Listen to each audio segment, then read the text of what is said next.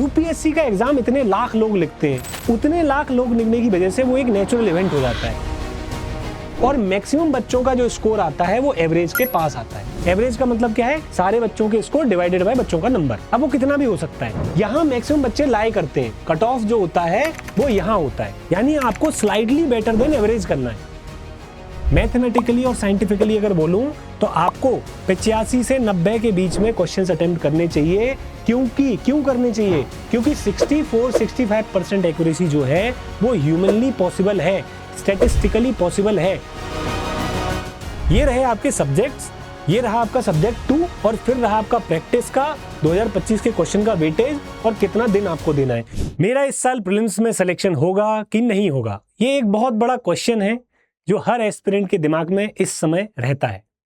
मैं जब एस्पिरेंट था तब भी ये रहता था, आज भी रहता है, क्योंकि बहुत सारे स्टूडेंट्स मेरे प्रिपेयर कर रहे हैं और बहुत टेंशन में रहते हैं। इस क्वेश्चन का कोई आंसर है? बिल्कुल नहीं। इस क्वेश्चन का कोई आंसर नहीं है जब तक आप एग्जाम लिख नहीं लेते और आपका रिजल्ट नहीं आ जाता। लेकिन उससे पहले आप कुछ ऐसी चीजें कर सकते हैं जिससे आप ये इंश्योर कर सकते हैं कि एग्जाम में नहीं ही होगा। ध्यान दीजिए, ये एग्जाम एलिमिनेशन एग्जाम है। इस एग्जाम में आप इंश्योर कर सकते हैं कि आपका न निकले। आप ये इंश्योर दावे के साथ नहीं कर सकते कि आपका निकलेगा ही। ऐसी बातें बहुत जरूरी हैं इस समय जानना। अगर आपको मेरा जो एक्सपीरियंस है, मैंने 3 मेंस लिखे हैं, तीनों साल बहुत अच्छे मार्क्स से मैंने प्रीलिम्स निकाली है, और इस समय जब 60 दिन बचे हैं तब ऐसा मैं क्या करता था, या जो मेरे स्टूडेंट्स हैं इस साल जो सेलेक्ट हुए हैं या पहले जो सेलेक्ट हुए हैं वो ऐसा क्या करते थे, मैं पूरा एक्सपीरियंस आपको बताना चाहता हूं।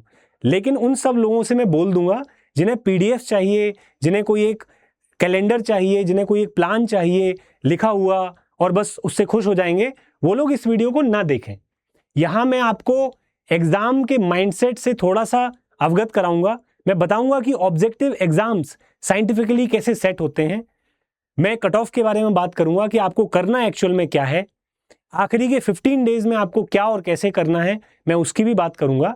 लेकिन अगर आप इस सब में इंटरेस्टेड नहीं है तो प्लीज इस वीडियो को मत देखिए, कोई काम की नहीं है आपकी ये वीडियो, आप जा सकते हैं।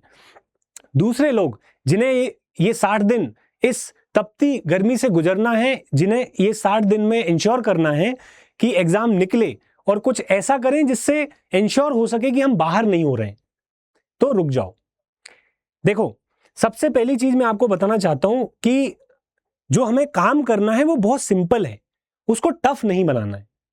क्लैरिटी रखना है दिमाग में, वरना 60 दिन में जैसे जैसे प्रेशर बढ़ेगा, बिना क्लैरिटी के आप बहुत ज्यादा गड़बड़ कर लोगे।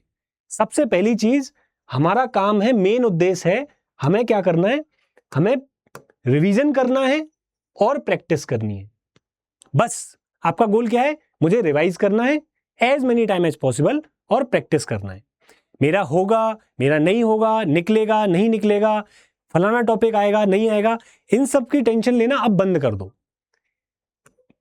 पेरिफेरल चीजें, यानी ऐसी चीजें जिनका कोई लेना देना नहीं है, जो उन 100 क्वेश्चंस में होंगी नहीं होंगी कोई बता नहीं सकता, उसके बारे में सोचना बंद कर दो। सिंपल चीज पे फोकस करना है, रिवीजन करना है और प्रैक्टिस करनी है। मैं गोल्स क्लियर करना चाहता हूं। दूसरा, एक एग्जाम का माइंडसेट अब लेके आ जाना है कि मैं एक एग्जाम के लिए तैयारी कर रहा हूं, मुझे स्ट्रेटेजिकली बताओ कहां, कब, क्या और कैसे पढ़ना है। तीसरी चीज, हमें अटेम्प्ट कैसे करना है, इस एग्जाम को लिखना कैसे है, वो लास्ट के जो 15 डेज हैं उस दिन मुझे क्या करना है, ये बहुत इंपॉर्टेंट है। सिंपल फॉर्मूला, मैं रिवाइज करूंगा जितना मुझसे पॉसिबल है, मैं प्रैक्टिस करूंगा जितना मुझसे पॉसिबल है, मैं पेरिफेरल चीजों को नहीं भागूंगा, नहीं ढूंढूंगा, एग्जाम का माइंडसेट रखूंगा और उस दिन अच्छा परफॉर्म करूंगा। ये कॉन्फिडेंस अपने अंदर लेके आओ। क्यों लेके आना है? सबसे पहले हम नजर डालते हैं लास्ट ईयर के कट ऑफ पर। कट ऑफ रिलीज हो चुका है, मार्क्स आपने देख लिए होंगे। कट ऑफ आया है बहुत ही सुंदर, 2020 घर वापसी। Cut off has return to the 2020 level. ऐसा क्यों हुआ? अगर आप यहां नंबर्स देखो, 92 जो कट ऑफ था, 92 जो कट ऑफ था, वो था 2020 में। फिर ऐसा माना जाता है कि यूपीएससी ने टफनेस जो है वो बढ़ा दी, एग्जाम में टफनेस बढ़ा दी। सीसेट में क्या किया? और टफनेस बढ़ा दी, लेकिन एक बहुत ही यूनिक चीज इस साल ये हुई है कि कट ऑफ जो है वापस आ गया है 2023 में अपने बॉटम को टच करके, अपने बॉटम को टच करके। इसके पीछे के कारण जानते हैं, क्यों जरूरी है वो कारण जानना, क्योंकि इससे ही आपको समझ में आएगा कि आपको करना क्या है। मार्क्स लाने आपको 92.6 या कह लो 93, 94 आपको मार्क्स लाने हैं। अब इन मार्क्स को लाने के लिए आपको क्वेश्चन कितने सॉल्व करने हैं? नेट क्वेश्चन आपको करेक्ट करने 47, 48 के आसपास। यानी आपके दिमाग में एक चीज होनी चाहिए, 100 क्वेश्चन आएंगे, मुझे नेट 47, 48 करने हैं। अब कितने अटेम्प्ट करने हैं, कौन से अटेम्प्ट करने हैं, किस सब्जेक्ट पे ध्यान देना है, ये सब हम जानते हैं। देखो, एग्जाम क्लियर करने के पीछे अगर आपने 10, 12 का एग्जाम लिखा हो, आप क्वेश्चंस पे फोकस करो, फालतू की चीजों पे नहीं। यहां देखो, इस तरीके से ग्राफ चला। ध्यान देने वाली बात यह है, 2024 में सबसे बड़ा जो फैक्टर था वो था ड्रॉप्ड क्वेश्चन का, क्योंकि 3 question, I think if I am not wrong, 3 question UPSC ने एक्स मार्क किए थे, यानी इनके मार्क्स किसी को नहीं मिले गए थे। तो एक ये फैक्टर था, क्योंकि नेगेटिव होते हैं बहुत लोगों के, तो वो कट ऑफ नीचे चला गया, क्योंकि ओवरऑल मार्क्स जो है वही कम हो गए। सेकंड है सीसेट। देखो, सीसेट 2020 के बाद से एक प्रॉब्लम बना हुआ है, क्योंकि उसमें बहुत लोगों का नहीं निकलता है, बहुत लोगों का कट ऑफ क्रॉस नहीं होता है, ये एक प्रॉब्लम थी। और एक और चीज है पीवाईक्यू की रिपीटेशन। सीसेट में बाय द वे क्या हुआ है लास्ट ईयर कि सीसेट लोगों ने पढ़ाई करना चालू कर दिया। टफ तो हुआ था, बट लोगों ने स्टार्ट कर दिया है अच्छे से पढ़ना। मैं बहुत बच्चों को जानता हूं जिनका सीसेट फेल हुआ था 23 में, 22 में, अब पास हुआ था उनका। पीवाईक्यू रिपीटेशन कैसे हुआ है मैं आपको दिखाता हूं। क्वेश्चंस के मामले में क्या चेंज हुआ है, क्वेश्चंस जो हैं, पुराने स्टाइल के जो क्वेश्चंस हैं, इस टाइप के जो क्वेश्चंस हैं, वो नंबर में बढ़े थे, वो नंबर्स में बढ़े थे, क्योंकि ये इजी होते हैं सॉल्व करना, ये इजियर होते हैं। मैं नहीं कहूंगा इजी होते हैं, थोड़े से इजियर होते हैं। दूसरा, रिपीटेशन हुआ है। मैंने तो यहां एक ही क्वेश्चन लिया है, लेकिन 5 से 7 क्वेश्चंस ऐसे हैं जो डायरेक्ट रिपीट माने जाते हैं, और बहुत सारे क्वेश्चंस ऐसे हैं जिनमें रिजेम्बलेंस है, पीवाईक्यूज का रिजेम्बलेंस है। यानी कि जो लो हैंगिंग फ्रूट है, देखो मैं और डिटेल में इसके बारे में बात करूंगा। 30 के आसपास जो क्वेश्चंस होते हैं, जो इजी क्वेश्चंस होते हैं, जो सॉल्वेबल होते हैं, उन सॉल्वेबल क्वेश्चंस में लोगों ने बहुत अच्छी सक्सेस पाई है। मैं एक और बात बताता हूं, जैसे नॉन कॉर्पोरेशन मूवमेंट है, इसके 3 क्वेश्चंस थे, तीनों के तीनों इजी क्वेश्चंस थे, 6 नंबर ऐसे ही लोगों को मिल गए। इन कारणों की वजह से, और भी कई कारण हो सकते हैं, कट ऑफ बड़ा है। मतलब सिंपल है, क्या मतलब सिंपल है कि यूपीएससी का 2025 का जो पेपर था, उस पेपर में हमें ज्यादा मार्क्स स्कोर करने की एक चांस था। मैं आपको डिस्ट्रीब्यूशन के हिसाब से बता देता हूं। एक स्टूडेंट थी, उस स्टूडेंट ने मुझे बताया कि मेरी पॉलिटी अच्छी है, मेरी ज्योग्राफी अच्छी है, मेरा इकोनॉमी अच्छी है, ये सब्जेक्ट्स मेरे डिसेंट हैं। फिर मैंने उससे पूछा 2025 का पेपर दिया जो आपने, उसका एक बार एनालिसिस करके मुझे दिखाओ। जब उसने उस एनालिसिस को किया, मैं आप सबको सलाह दूंगा कि आप अपने 2025 के अटेम्प्ट का अगर आपने दिया है तो एनालिसिस करो।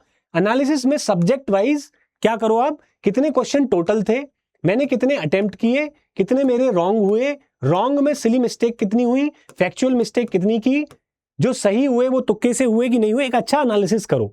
इससे आपको पता चलेगा कि आपके जो सब्जेक्ट स्ट्रांग हैं वो कितने स्ट्रांग हैं। उस स्टूडेंट के साथ क्या हुआ, जिस सब्जेक्ट्स को वो स्ट्रांग बोल रही थी उसमें उसके क्वेश्चंस ज्यादा गलत थे, और जिन सब्जेक्ट्स को वो वीक बोल रही थी उसमें क्वेश्चंस उसके ज्यादा सही थे। तो 2025 के पेपर में इसी वजह से कई बच्चों का नहीं निकला। देखिए, इकोनॉमी 18 क्वेश्चंस थे। इसी तरीके से जो 4-5 जो टॉपिक हैं, जो सब्जेक्ट्स हैं, जो क्रीम है, क्रीम में क्या आता है, economy, environment, polity, science and tech, geography, इनका दबदबा बना हुआ है। इनमें भी स्टैटिक डोमिनेंस रहती है, इनमें भी स्टैटिक डोमिनेंस रहती है। यहां से लोगों का सिलेक्शन होता है और हुआ है। अगर आपको कोई बताए कि करंट अफेयर्स पढ़ लो वरना आपका सिलेक्शन नहीं होगा, आर्ट एंड कल्चर तैयार कर लो वरना आपका सिलेक्शन नहीं होगा, आप कोई रैंडम लोकेशन, रैंडम फैक्ट्स तैयार कर लो, उनसे आपका सिलेक्शन हो जाएगा, प्लीज इस सब में मत पढ़ना। आखिरी के 60 डेज में यहां से 47 क्वेश्चन नहीं निकाल सकते आप नेट। कट ऑफ तो 93 गया है ना, नेट 47 क्वेश्चन नहीं निकाल सकते इतने क्वेश्चंस में से। इनको तो आप लगातार पढ़ते हो, हर साल पढ़ते हो, फाउंडेशन में भी पढ़ते हो। कारण है कि आप सही तरीके से नहीं पढ़ते, दूसरा रिवीजन नहीं करते, तीसरा PYQ नहीं करते, प्रैक्टिस नहीं करते। जो कोर बातें हैं उनको छोड़ के आप एक तो पढ़ते नहीं हो, कई बच्चे पढ़ते ही नहीं है, पढ़ाई बंद हो चुकी होगी। दूसरा जो पढ़ते भी हैं वो बस PDF कलेक्ट कर रहे हैं, इसकी क्लास देख ली, उसकी क्लास देख ली, यहां से देख लिया, वहां से देख लिया, कोर बातों पर फोकस ही नहीं कर रहे हैं, NCERT देख ही नहीं रहे हैं। इसीलिए क्या फोकस करना है हमें, एविडेंस के बेसिस पे बता रहा हूं, please focus on the core subjects and the static part of theirs plus combined with current affairs. मैं पूरा आपको प्लान बता देता हूं, सबसे पहला मैं आंसर कर देता हूं एक मोस्ट इंपॉर्टेंट क्वेश्चन जो बच्चे पूछते हैं कि मुझे कितने क्वेश्चंस अटेम्प्ट करने चाहिए। मैं अपने हिसाब से नहीं बताऊंगा, क्योंकि मैं 95 प्लस करता था, क्वेश्चन अटेम्प्ट। लेकिन मैं आपको साइंटिफिक तरीका बताता हूं। क्या साइंटिफिक तरीका? ये टेबल देखो, इस टेबल के अंदर ध्यान से देखना, जो क्वेश्चंस का अटेम्प्ट है और कितने क्वेश्चन आप सही करोगे, गलत करोगे, कि आप कट ऑफ क्रॉस कर जाओगे, और उसके प्रति आपकी एक्यूरेसी कितनी होगी, वो मैंने लिखा हुआ है इसमें। इसमें पहला कॉलम जो है वो अटेम्प्ट्स का है। मैंने अगर 100 क्वेश्चन अटेम्प्ट किए, मुझे 60 करेक्ट करने पड़ेंगे, 40 रॉन्ग हो जाएंगे, मेरा कट ऑफ क्रॉस हो जाएगा और 60% के आसपास मेरी एक्यूरेसी रहेगी। एक्यूरेसी कितनी रहेगी? 60% के आसपास। जैसे ही आप अटेम्प्ट कम करोगे तो आपकी एक्यूरेसी बढ़नी चाहिए। आपकी एक्यूरेसी क्या होनी चाहिए? बढ़नी चाहिए। लेकिन यहां पे जो ट्रेंड है वो थोड़ा सा अजीब है। जैसे ही आप 70 क्वेश्चन पे पहुंचोगे, आपकी एक्यूरेसी 75% हो जाएगी। और 75% एक्यूरेसी ह्यूमनली पॉसिबल नहीं है जनरली। ये बहुत ही कम लोग होते हैं जिनकी 75% एक्यूरेसी होती है। तो हम 70 क्वेश्चन तक तो जा नहीं सकते, 100 क्वेश्चन में रिस्क ज्यादा है, बहुत ज्यादा गलत हो जाते हैं, तब हम वापस बाहर हो सकते हैं। तो मैथमेटिकली अगर मैं बोलूं, मैथमेटिकली और साइंटिफिकली अगर बोलूं, तो आपको 85 से 90 के बीच में क्वेश्चंस अटेम्प्ट करने चाहिए। क्यों करने चाहिए? क्योंकि 64-65% एक्यूरेसी जो है वो ह्यूमनली पॉसिबल है, स्टैटिस्टिकली पॉसिबल है। उसके पीछे का कारण मैं 2 मिनट में आपको समझाता हूं कि ये स्टैटिस्टिक्स क्यों काम करती है। देखो, ध्यान से देखो, हमेशा याद रखो कि ये जो एग्जाम होते हैं, ऑब्जेक्टिव जो एग्जाम होते हैं, वो एक तरीके से नेचुरल इवेंट होते हैं। थोड़ी सी मैं मैथमेटिक्स आपके बारे में बात करूंगा। मैं आपको सिंपल एक बात बोलता हूं, इस दुनिया में जितनी भी नेचुरल चीजें होती हैं, यानी जो नेचुरली हो रही हैं, कोई उन्हें कंट्रोल नहीं कर रहा है, रैंडम जो चीजें हो रही हैं, वो कहां जाती हैं? वो हमेशा जाती है नॉर्मल कर्व के जैसे या बेल कर्व के जैसे। अब बेल कर्व क्या होता है? ज्यादा घबराना नहीं है, बहुत सिंपल सी एक बात बताता हूं। देखो, आपने देखा होगा आपके क्लासरूम में, स्कूल के टाइम में मैक्सिमम बच्चे एवरेज होते थे। मैक्सिमम बच्चे क्या होते थे? एवरेज होते थे। 3, 4, 5 बच्चे क्या होते थे? बहुत ब्रिलियंट होते थे। और 3, 4, 5 बच्चे क्या होते थे? रियली डम्ब होते थे। रियली डम्ब, ये होती है नेचुरल बात, ये नेचर में ये फॉलो होता है। यूपीएससी का एग्जाम इतने लाख लोग लिखते हैं, उतने लाख लोग लिखने की वजह से वो एक नेचुरल इवेंट हो जाता है। और मैक्सिमम बच्चों का जो स्कोर आता है वो एवरेज के पास आता है।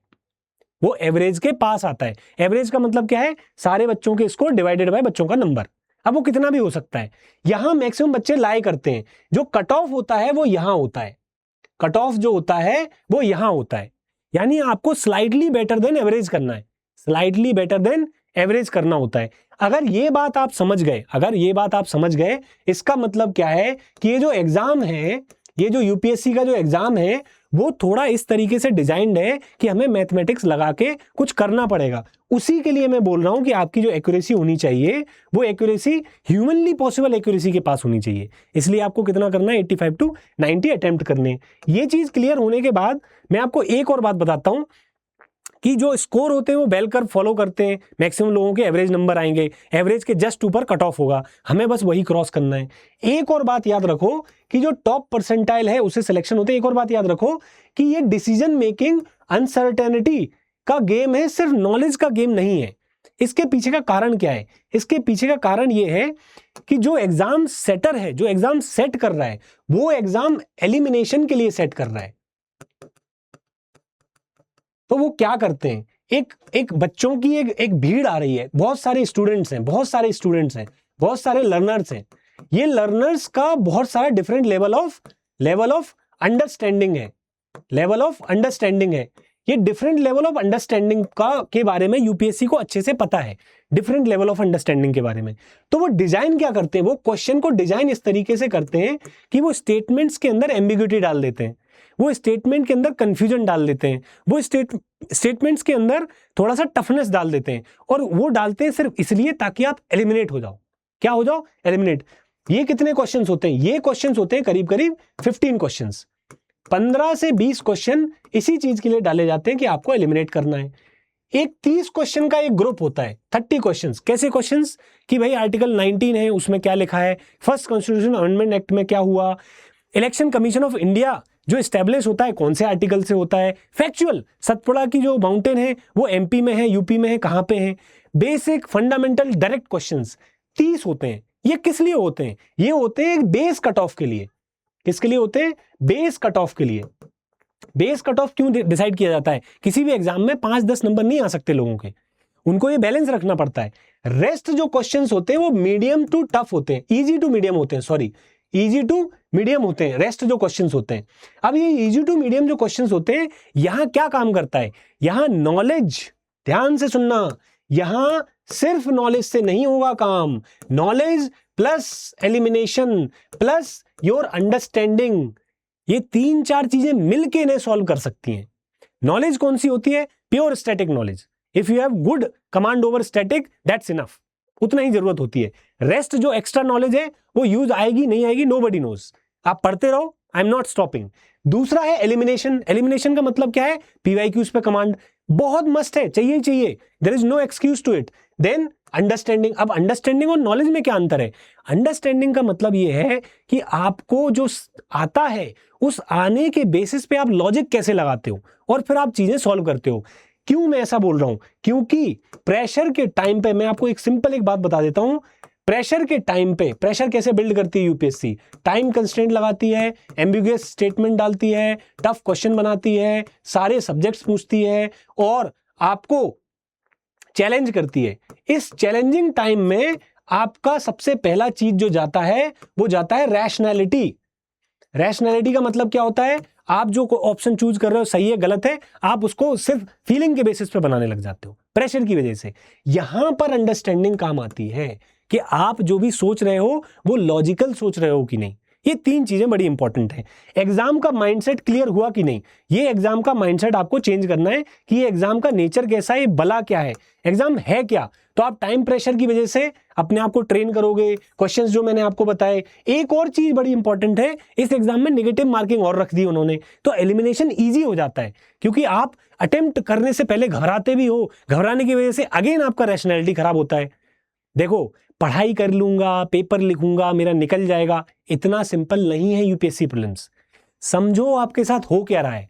आपके साथ सिंपल इतना हो रहा है कि आप प्रेशर में कैसे डिसीजंस लेते हो, ये टेस्ट हो रहा है आपका। जो नॉलेज स्टैटिक है उसी के बेसिस पे हो रहा है। जो एक बना रखा है माहौल कि मेरा डॉक्यूमेंट पढ़ लो, मेरा डॉक्यूमेंट पढ़ लो, इससे हो जाएगा, इससे सवाल आएगा, उससे सवाल आएगा, this exam is not about that. This exam is about your own trust on your own knowledge, basic knowledge, static knowledge, और उसके साथ साथ थोड़ा सा करंट अफेयर्स डेवलपमेंट्स आपको पता हो थोड़े से, और फिर आपका एग्जाम में एप्टीट्यूड, इनका टेस्ट है। देखो, जो टॉपर्स भी होते हैं ना, वो भी सिर्फ कट ऑफ पास करते हैं प्रीलिम्स का, 1 नंबर से, 5 नंबर से। रैंक 207 है इस साल की सुगंधा, उसका भी कट ऑफ से ही क्रॉस हुआ है। ऐसा नहीं कि बहुत ज्यादा नंबर आए हैं, बट रैंक आई है। तो इतना आपको समझ लो। और ह्यूमन कॉग्निशन को चैलेंज किया जाता है, जो मैंने आपको बताया। अब 60 दिन बचे हैं सर, ये बात अब हमें समझ में आ गई। अगर आप यहां तक रुके हुए हो, वेल एंड गुड। अब 60 दिन का प्लान सुन लो मेरे से। सिंपल मैं आपको 60 दिन का प्लान बता देता हूं। 60 दिन का प्लान ये है कि आपको सबसे पहले टाइम अलोकेट करना है as per the subject weightage. Subject के वेटेज के हिसाब से कैसे करना है? सब्जेक्ट का वेटेज कितना है भाई? ये डोमिनेट करते हैं, फिर ये डोमिनेट नहीं करते। तो मैंने क्या किया, इसी के बेसिस पे एक हीट मैप बनाया। इस हीट मैप में क्या हो रहा है? पीवाईक्यूज का हीट मैप है। हीट मैप में क्या दिख रहा है कि ये जो ग्रीन ग्रीन जो उजले उजले जो एरियाज हैं, उनसे जो ग्रीन ग्रीन जो उजले उजले एरियाज हैं, उनसे सवाल ज्यादा आए हैं। जो डार्क में है उनसे सवाल कम आए हैं रिलेटिवली। तो हमें इन पे ज्यादा फोकस करना है, इन पे कम फोकस करना है। फोकस सब पे करना है, छोड़ने के लिए कुछ नहीं बोल रहा, बट आपको अपना टाइम उसी तरीके से एलोकेट करना है। अब यहां ध्यान से देखो, इस टेबल का स्क्रीनशॉट ले सकते हो, मैं डाउनलोड करने के लिए नीचे भी डाल दूंगा। ये रहे आपके सब्जेक्ट्स, ये रहा आपका सब्जेक्ट 2 और फिर रहा आपका प्रैक्टिस का 2025 के क्वेश्चन का वेटेज और कितना दिन आपको देना है। लेकिन ये पूरा का पूरा जो है वो 45 डेज का है। ये मैंने जो प्लान बनाया है ये 45 डेज का मैं आपको बता रहा हूं, ये 60 डेज का नहीं है। ऐसा क्यों? देखो 45 डेज का मैंने 45 डेज का जो मैंने प्लान इसलिए बनाया है क्योंकि आपके पास एक बफर होना चाहिए। कितने दिन का बफर होना चाहिए? 15 दिन का। तो 45 डेज प्लस 15 डेज, 15 डेज में हम क्या करेंगे वो मैं आपको 1 मिनट में बता दूंगा। 45 दिन में हम क्या करने वाले हैं? 45 दिन में हम एटलीस्ट 3 रिवीजन लगाने वाले हैं, 3 रिवीजन लगाने वाले हैं, प्लस हम मॉक टेस्ट लगाएंगे और इसी टाइम में हम पीवाईक्यूज को साथ में लेके भी चलेंगे। ये पीवाईक्यूज कैसे होंगे? सब्जेक्ट वाइज पीवाईक्यूज होंगे, सब्जेक्ट वाइज पीवाईक्यूज होंगे। देखो मैं फ्री इनिशिएटिव एक चला रहा हूं, क्लासरूम प्रोग्राम है, प्रॉपर फ्री है, आपको कुछ नहीं करना। इन पीवाईक्यूज को मैं एक एक सब्जेक्ट के पीवाईक्यूज 35 साल के सॉल्व कर रहा हूं। हर दिन एक मेंटरशिप सेशन होता है जिसमें हम ये सॉल्व करते हैं, एक्स्ट्रा नॉलेज समझते हैं, पैटर्न समझते हैं। उसके लिए आपको एक क्यूआर कोड बस स्कैन करना है। ये क्यूआर कोड आप वीडियो रोक के स्कैन करके ज्वाइन कर सकते हो। मैं आगे भी और चीजें बताऊंगा कि मैं क्या कर रहा हूं, कैसे हेल्प कर रहा हूं। तो आपको पीवाईक्यूज लेके चलना है, रिवीजन लेके चलना है। यहाँ पे देखो एक और चीज की जरूरत पड़ जाती है, वो है मेंटरशिप की। वो पड़ जाती है मेंटरशिप की। क्यों बता रहा हूं? क्योंकि 60 दिन में आपका ना माइंडसेट बहुत खराब होगा। पढ़ तो लोगे आप लेकिन आपका माइंडसेट बड़ा बिगड़ेगा। उस बेसिक सपोर्ट के लिए मैं अवेलेबल हूं। अगेन आपको क्या करना है? सिंपल इसको स्कैन करना है, ठीक है। अब देखो ये समझ में आ गया आपको। 3 रिवीजन, मॉक और पीवाईक्यूज करने 45 दिन में। 15 दिन में क्या करना है वो बता देता हूं। अब 45 दिन का प्लान कुछ इस तरीके से है। 8 दिन आपको देने इकोनॉमी के लिए, आप 8 के 7 भी कर सकते हो अगर आपकी इकोनॉमी स्ट्रांग है। मैं सिर्फ वेटेज के बेसिस पे बोल रहा हूं। इसमें एक फैक्टर और आएगा कि आपका क्या स्ट्रांग है और क्या वीक है, ठीक है। इसीलिए अगर आपको जरूरत है तो आप पर्सनलाइज 1-to-1 सेशन भी ले सकते हो मेरे साथ। अगेन उस टेलीग्राम के थ्रू आप ले सकते हो। तो अगर एक जनरल प्लान सुन लो मेरे से फटाफट, ये जो सब्जेक्ट्स लिखे हुए हैं इनके साथ आपको सीसेट और इनका ही करंट अफेयर्स चलाना है। इकोनॉमी, इकोलॉजी का करंट अफेयर्स, इसका करंट अफेयर्स, यानी कि हर दिन सीसेट करना है और हर सब्जेक्ट के साथ उसका करंट अफेयर्स लेके चलना है। अब देखो आर्ट एंड कल्चर में सच करंट अफेयर्स नहीं होता तो जल्दी हो जाएगा। और अगर इनमें से कोई सब्जेक्ट आपका स्ट्रांग है, जैसे पॉलिटी स्ट्रांग है, आप क्या कर सकते हो? कम टाइम में कर सकते हो। उसी तरीके से आप इन डेज को एडजस्ट कर देना। ये डेज मैंने साइंटिफिक, मैं देखो पूरा नंबर सिस्टम पे खेला हूं कि जो कि आपका जितना वेटेज है उतना टाइम मैंने एलोकेट कर दिया। तो ये चीज आपको समझ में आ जाएगी। हर सब्जेक्ट के आपको 2-2 एक-एक मॉक्स लगाने हैं। 2-2 एक-एक मॉक्स तो लगाने ही लगाने, बेयर मिनिमम लगाने। टाइम अगर आपके पास ज्यादा हो आप ज्यादा लगा लेना। इन मॉक्स में ज्यादा टाइम नहीं देना। 1-1.5 घंटे में मॉक खत्म करना है अपने को, तुरंत उसका एनालिसिस करना है, गलत क्वेश्चंस का नोट्स बनाना है कि भाई हाँ ये गलत हुए थे, एक्स्ट्रा नॉलेज है, जो सही हुए क्यों सही हुए फटाफट नजर मार के आगे निकल जाओ। मॉक्स में 3-4 घंटे वेस्ट सब नहीं करने, 1-1.5-2 घंटे, 2.5 घंटे ज्यादा से ज्यादा। तो आपको 2-2 3-3 मॉक्स हर पीवाईक्यू के लगाने। एक वीक में मिनिमम 2 से 3 मॉक आपको लगाने ही लगाने। एक वीक में कितने? 2 से 3 मॉक्स। इस तरीके से आपका 45 दिन चलेगा। नेक्स्ट जो 15 दिन है उसमें आपको क्या करना होगा? सिंपल आपको पीवाईक्यू करने होंगे ईयरली, यानी आप चालू करोगे 2021 से, फिर जाओगे 2022, फिर जाओगे आप 2023, फिर 24 और फिर 25। इस तरीके से लास्ट के 15 दिन में आप इन्हीं को करोगे, इन्हीं को करोगे। क्यों करोगे? मैंने आपको बताया, क्या बताया? नॉलेज है और एलिमिनेशन है। इन 2 से ही आपका सिलेक्शन होता है। 30 क्वेश्चन में आपको कुछ गलत नहीं करना है, 47 क्वेश्चन हमें सही करने हैं। 30 क्वेश्चन जो इजी आते हैं उनमें कुछ गलत नहीं कर सकते। रेस्ट बचे 17 क्वेश्चन हमें गेन करने होते हैं। उसके लिए आपको अगेन 30-40 क्वेश्चन, 50 क्वेश्चन और बनाने होते हैं, क्योंकि 30 में से आप कुछ गलत करोगे भी, ऑब्वियस सी बात है। और फिर आपको 17 तक पहुंचना है, आप थोड़ा सा स्कोर आगे भी टारगेट करोगे। तो इतना सिंपल याद रखो कि मैं इस एग्जाम को स्टेप बाय स्टेप क्रैक करूंगा इस तरीके से। दूसरा, आपको उन 15 दिनों में सिर्फ रिवीजन करना होता है, सिर्फ पढ़ना होता है। कोई टेस्ट वेस्ट मॉक वॉक नहीं लगाने होते, सिर्फ PYQ and revision, PYQ and revision, PYQ and revision, nothing else, nothing else last 15 दिन में। अब देखो कई लोग सोर्सेस की बात कर रहे होंगे। देखो सोर्सेस आपको पता है, मुझे पता है, सबको पता है सोर्सेस क्या है। सिंपल पॉलिटी के लिए क्लियर है, आपके पास एक किताब है लक्ष्मीकांत है, आपको उसे पढ़ना है, करंट अफेयर्स तैयार करने हैं, प्रैक्टिस करना है, कोई इफ्स एंड बट्स नहीं, पीवाईक्यू साथ में लेके चलना है। इकोनॉमी में मृणाल सर के नोट्स हैं, मृणाल सर से पढ़ना है, आपने किसी और से पढ़ाओ उससे पढ़ो, लेकिन मृणाल सर बेस्ट ओजी, 2 पिलर आपको पढ़ने हैं। उनके करंट अफेयर्स की विन सीरीज है वो तैयार करनी है। ज्योग्राफी इन्वायरमेंट सुदर्शन सर, जय राम की, सुदर्शन सर पे निर्भर करो, सब कुछ वो जो भी लेके आए, मृणाल सर जो लेके आए, सुदर्शन सर जो लेके आए, पढ़ना है हमें, ठीक है। सीसेट के लिए मधुकर सर हैं, मधुकर कोटावे सर, उनके पास जाना है, उनसे अपन क्लास कर लेंगे, हो जाएगा अपना सीसेट। ये हो गया। अब बचता है आपका करंट अफेयर्स। मैगजीन से मैं आपको एक और सोर्स बता देता हूं कि मैगजीन अगर आपको 2 साल का करंट अफेयर्स चेक करना हो प्रीलिम्स के लिए तो आप चेक कर सकते हो। मैं बिल्कुल ऐसे बोलूंगा कि आप अपनी रिस्क पे चेक करें और उतने ही करंट अफेयर्स पढ़ें जितने आप डाइजेस्ट कर सकते हैं, उसका मैं आपको सोर्स बता देता हूं। बाकी सब्जेक्ट्स में एनवायरमेंट हो गया, ज्योग्राफी हो गया, इकोनॉमी हो गया, पॉलिटी हो गया। अब बाकी जो सब्जेक्ट बचे उसमें जैसे अपने प्रतीक सर हैं, उनकी मैराथन्स आ रही हैं, आपका पूरा एंशिएंट वो कवर कराएंगे, मेडिवल कवर कराएंगे, मॉडर्न कवर कराएंगे। बचता क्या है? कुछ भी तो नहीं बच रहा। यूट्यूब पे सब कुछ तो अवेलेबल है। सोर्सेस के बारे में परेशान नहीं होना है। लेस इज मोर, जितना है उतने से ही काम चलाना है और रिवीजन करना है। मैगजीन में आपको बता देता हूं, मैगजीन अपनी मैगजीन है 2 साल का पूरा करंट अफेयर्स सिर्फ प्रीलिम्स के लिए है। ये QR कोड है, नीचे लिंक होगी, वहां से जाके देख लेना। अब बचता है आपका क्या, प्रैक्टिस करने के लिए क्या करें और PYQ एनालिसिस कैसे करें और मेंटरशिप चाहिए। इन तीनों के लिए भी मैं पूरा का पूरा आपको बात बता देता हूं। प्रैक्टिस के लिए देखो URTS है अपनी, ये URTS है सबसे I think best test series इस साल की, मुझे यही लगती है। आप चाहें इसको परचेस कर सकते हैं। I am not saying that you should definitely purchase. I am saying अगर आपके पास मॉक्स आपने नहीं दिए, अभी भी आप स्ट्रगल कर रहे हो, अच्छे टेस्ट आपके पास नहीं है, कौन से लगाऊं, कहां से लगाऊं, कैसे लगाऊं, ऑल न्यू MRTS URTS है अनअकैडमी का, आप इसको परचेस कर सकते हैं। डिलीवर होगा आपके पास, 30 टेस्ट आपके पास डिलीवर हो जाएंगे। सेकेंड थिंग आपको ये जो जान के रखना है कि ये एक टेलीग्राम ग्रुप है, मेरा खुद का टेलीग्राम ग्रुप है। इस पे 1-to-1 मेंटरशिप हो और डेली PYQ एनालिसिस हर सब्जेक्ट के 35 साल के वो मैं कंडक्ट करा रहा हूं। अब मुझे बताओ कि ऐसा क्या है जो बच गया आखिरी के 60 दिनों में करने के लिए। 60 दिनों का पूरा प्लान बताया, हर सब्जेक्ट का बता दिया, अपने हिसाब से अपनी स्ट्रेंथ प्लस वेटेज के हिसाब से आप अपने दिन बांट लो। अब एक चैलेंज रहेगा क्या कि आप डे टू डे पढ़ रहे हो कि नहीं, आपका खुद का क्या कमजोरी है, कैसे क्या करना चाहिए। हो सकता है आप किसी मेंटल प्रॉब्लम से भी जूझ रहे हो। ये सारी चीजें रिजॉल्व करने के लिए मेंटरशिप है, फ्री में मेंटरशिप प्रोग्राम मैं चला रहा हूं। बहुत सारे बच्चे जुड़े हुए हैं, 500 के आसपास बच्चे हैं जुड़े हुए हैं। आप भी जुड़ सकते हो अगर आपकी इच्छा है, बिल्कुल जुड़ना, फ्री ऑफ कॉस्ट है। आप 1-to-1 सेशन ले सकते हो, प्लानिंग बनवा सकते हो, डेली रिपोर्ट भेज सकते हो, वीकली रिपोर्ट भेज सकते हो। आपको जो जरूरत पड़ेगी मैं वहां आपकी हेल्प कर दूंगा। इससे ज्यादा हम कुछ नहीं कर सकते। अब आपका काम है कि पढ़ना है, इस साल निकालना है, मतलब निकालना है। सिंपल फंडा क्या है यूपीएससी प्रीलिम्स निकालने का? सिंपल फंडा क्या है यूपीएससी प्रीलिम्स निकालने का कि मैं स्टैटिक स्ट्रांग रखूंगा, करंट अफेयर्स को साथ में लेके चलूंगा जितना जरूरत है।